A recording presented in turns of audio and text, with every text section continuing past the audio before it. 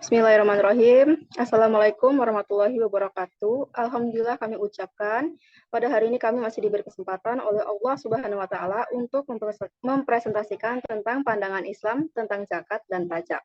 Yang anggotanya terdiri dari saya sendiri, Anggraini BR Storus, Adlin Nadia Nurjana, Melani Syafa Mayangsari, Muhammad Rafli Hadi, Maila Rahma Putri, dan Muhammad Zulfikar.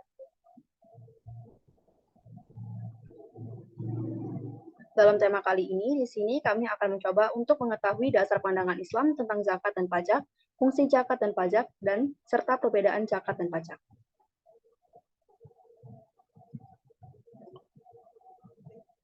Di sini saya akan menjelaskan dasar pengertian dari zakat.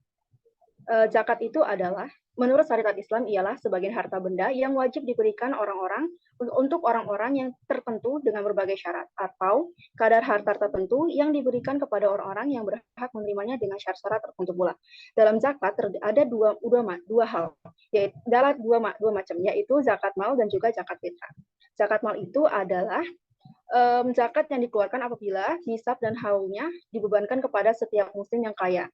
Untuk zakat fitrah adalah pengeluaran wajib yang dilakukan oleh setiap muslim yang mempunyai kelebihan dan kebutuhan yang wajar pada malam hari raya Idul Fitri. Untuk selanjutnya dijelaskan oleh teman saya.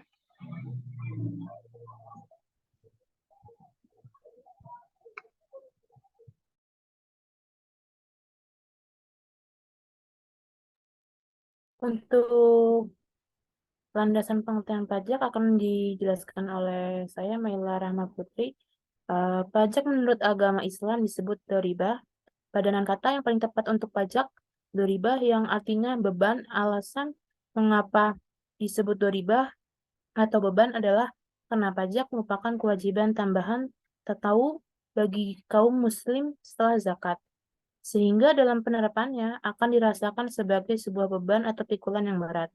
Sedangkan menurut Undang-Undang Dasar 1945, sesuai dengan ketentuan pasal 23 ayat 2 Undang-Undang Dasar 1945, ketentuan-ketentuan perpajakan yang merupakan landasan pemungutan pajak ditetapkan dengan Undang-Undang Nomor 8 Tahun 1983 tentang pajak pertambahan nilai barang dan jasa dan pajak penjualan atas barang mewah yang berlaku sejak tahun 1984. Sebagai pengganti Undang-Undang Pajak Penjualan tahun 1951, merupakan landasan hukum dalam pengenaan pajak atas konsumsi di dalam negeri. Selanjutnya akan dijelaskan oleh teman saya. Terima kasih. Sebelumnya kita membahas tentang key point di dalam presentasi hari ini. Yang pertama itu kita akan menjelaskan tentang zakat. Oke, zakat itu adalah harta yang wajib dikeluarkan oleh seseorang muslim atau badan usaha yang diberikan kepada yang berhak menerimanya, kepada mustahik atau penerima manfaat. Yang kedua itu harta wajib zakat. Harta wajib zakat ini harta yang sudah memenuhi syarat tertentu dan wajib dikeluarkan untuk zakat. Yang ketiga itu apa sih? Yang tadi udah disebut sama Kak Ara itu zakat mal. Ya. Zakat mal itu adalah harta yang dikeluarkan oleh muzaki dari harta wajib zakat melalui amil zakat resmi yang diserahkan kepada mustahik. Yang keempat, zakat fitrah yang sama tadi dibilang oleh Kak Ara. Zakat fitrah itu adalah zakat jiwa yang diwajibkan atas setiap muslim yang sudah memenuhi syaratnya. Ada nomor 5 ini, nisab adalah batasan minimal harta yang diwajibkan dikenakan zakat.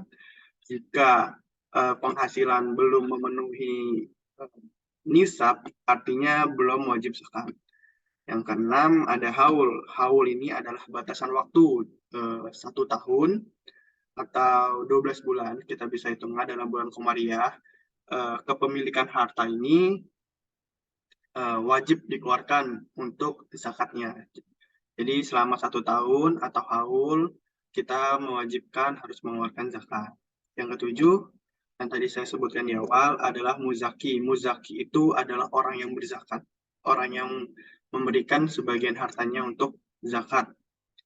Yang kedelapan adalah lawan dari kata muzaki, yaitu adalah mustahik. Mustahik itu penerima manfaat atau adalah pihak yang berhak menerima zakat dari si muzaki tersebut.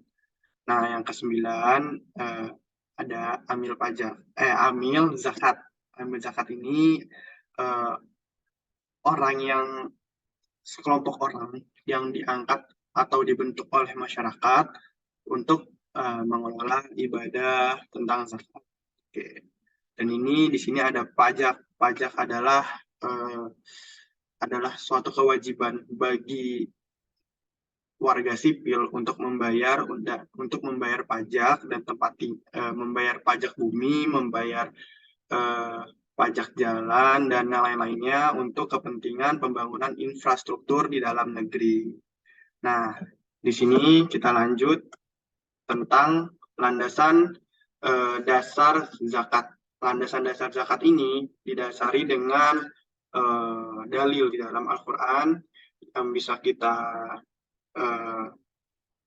surat At-Taubah ayat 103. Bismillahirrahmanirrahim. Khudz min anwalihim shadaqatan tutahhiruhum wa tuzakkihim biha wa sholli alaihim inna sholataka sakanul lahumullahu samiun alim. Artinya itu, ambillah zakat dari sebagian harta mereka. Dengan zakat itu, kamu membersihkan dan mensucikan mereka. Dan kamu mendoakanlah untuk mereka. Sesungguhnya doa kamu itu menjadi ketentraman bagi jiwa mereka. Dan Allah Maha mendengar lagi Maha mengetahui. Itu salah satu landasan dari dasar zakat. Di sini juga ada beberapa zakat dalam Al-Quran. Disebutkan di dalam Al-Quran itu ada surat Al-Baqarah ayat 43. Wa aqimus sholata wa atuz zakata. Dan mereka menegakkan sholat dan menunaikan zakat. Adapun At-Taubah ayat 34, ada Al-An'am 141, dan yang tadi saya bacakan At-Taubah ayat 103. Inna kuzmin anwalihim shadaqatan tutahhiruhum. Oke. Ini adalah landasan-landasan untuk wajib zakat kepada orang-orang yang sudah memenuhi haul atau sudah mencukupi dalam kehidupannya. Oke, di sini kami lanjut oleh Kak Rafli, silakan. Landasan hukum pajak menurut negara. Sesuai dengan pasal 23 Undang-Undang Dasar 1945 yang berbunyi, pajak dan pungutan yang bersifat untuk keperluan negara diatur dengan undang-undang. Ada beberapa hal yang perlu diperhatikan dalam penyusunan undang-undang tentang pajak, yaitu pemungutan pajak yang dilakukan oleh negara yang berdasarkan undang-undang tersebut harus dijamin kelancarannya. Lanjut. Landasan hukum zakat ditetapkan berdasarkan dalil Al-Quran dan As-Sunnah. Al-Quran Al-Karim. Dalam surat Al-Baqarah ayat 110, dan tegakkanlah sholat dan tunaikanlah zakat dan apa saja yang kalian berikan berupa harta, maka akan kalian temukan pahalanya di sisi Allah. Dan Allah Maha melihat atas apa yang kalian lakukan. Dalam surah Al-Baqarah ayat 277, sesungguhnya orang-orang yang beriman dan beramal soleh dan menegakkan sholat serta menunaikan zakat, maka bagi mereka balasan kebaikan ada di sisi Rabb mereka. Mereka tiada takut, apalagi bersedih hati.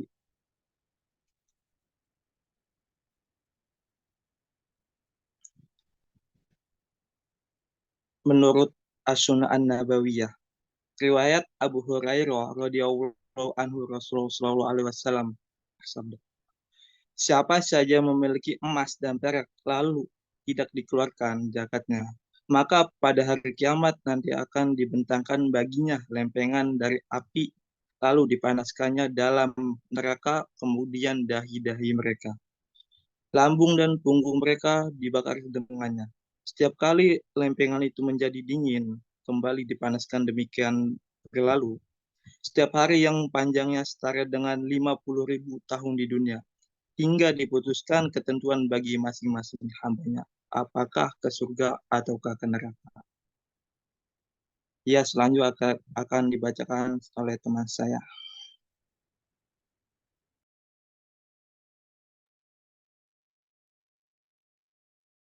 Sebab-sebab munculnya pajak dalam Islam.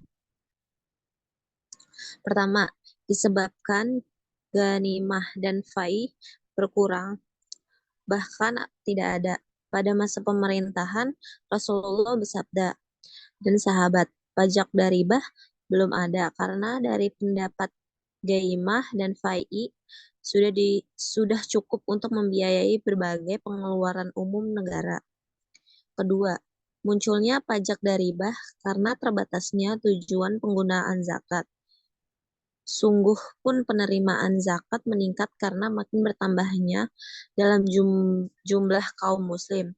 Namun zakat tidak boleh digunakan untuk kepentingan umum seperti mengaji tentara, membuat jalan raya, membangun masjid, apalagi untuk non-muslim, sebagaimana perintah Allah Subhanahu wa taala.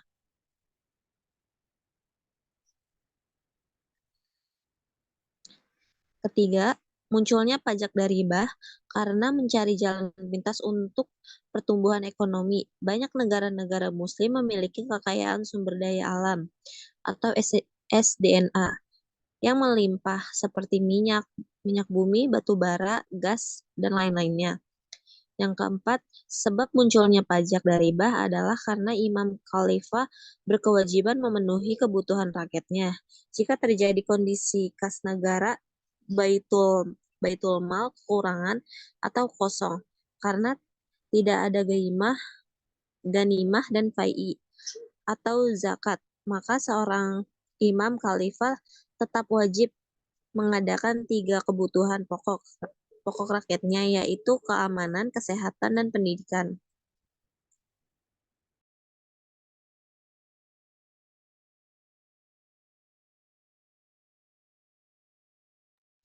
Jadi dalam hal ini imam mempunyai 2 pilihan, yaitu utang atau pajak.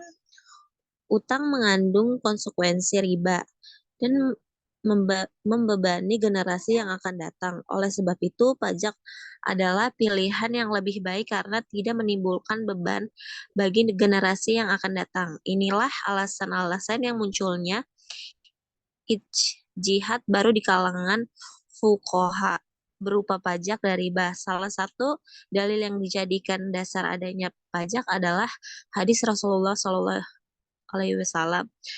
Beliau bersabda, di dalam harta terdapat hak-hak yang lain di samping zakat. Hadis riwayat Tirmizi dan Fatimah binti Khaisra. Kitab zakat dan bab 27 hadis nomor 65, 659, 660 Ibnu Majah kitab zakat.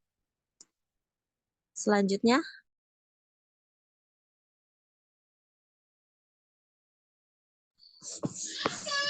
saya bacakan tentang hikmah zakat. Jadi kita di sini akan membahas hikmah dari zakat. Apa aja sih hikmah dari zakat tuh? Nah, ada 4 nih. Yang pertama, ada mengalirnya dana zakat kepada para mustahik akan menolong, membina, dan mengarahkan mereka kepada kehidupan yang lebih baik. Kemudian yang kedua, zakat dapat berfungsi memasyarakatkan etika bisnis yang benar, karena pembayaran zakat tidak akan menerima harta yang asalnya tidak jelas. Lanjut, di hikmah yang ketiga, zakat itu bermanfaat sebagai sumber dana pembangunan sarana dan prasarana bagi umat Islam yang mengarahkan pada perbedaan mutu hidup umat. Dan yang terakhir, zakat itu berperan sebagai salah satu instrumen pemanfaatan pendapatan bagi masyarakat. Selain hikmah, zakat juga mempunyai fungsi. Sebagai salah satu fungsinya, zakat sebagai sumber pemasukan keuangan negara wajib pajak ke dalam kas negara, yang nantinya akan digunakan untuk membiayai pengeluaran negara untuk membiayai pembangunan infrastruktur nasional dan pengeluaran negara lainnya. Sehingga fungsi pajak merupakan sumber pendapatan negara yang memiliki tujuan menyeimbangkan pengeluaran negara dengan pendapatan negara.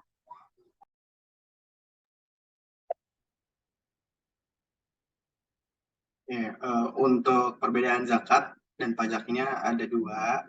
Yang pertama itu zakat merupakan manifestasi dari ketaatan umat terhadap perintah Allah Subhanahu wa Ta'ala dan Rasulullah, sedangkan pajak merupakan ketaatan seorang warga negara kepada pemimpinnya.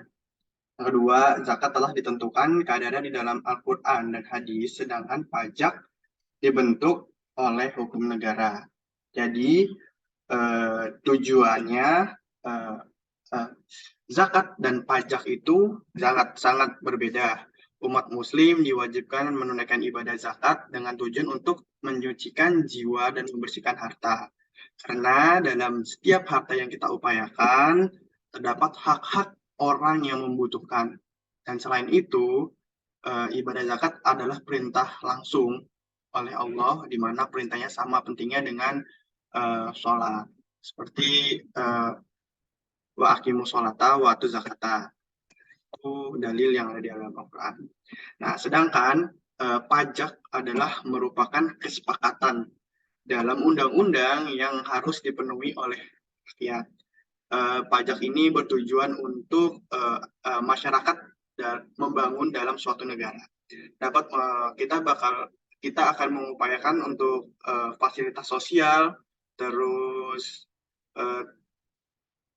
untuk memberikan bantuan untuk ekonomi menengah ke bawah, dan ini tuh mendapatkan dampak positifnya dari pajak ini untuk pembangunan yang merata.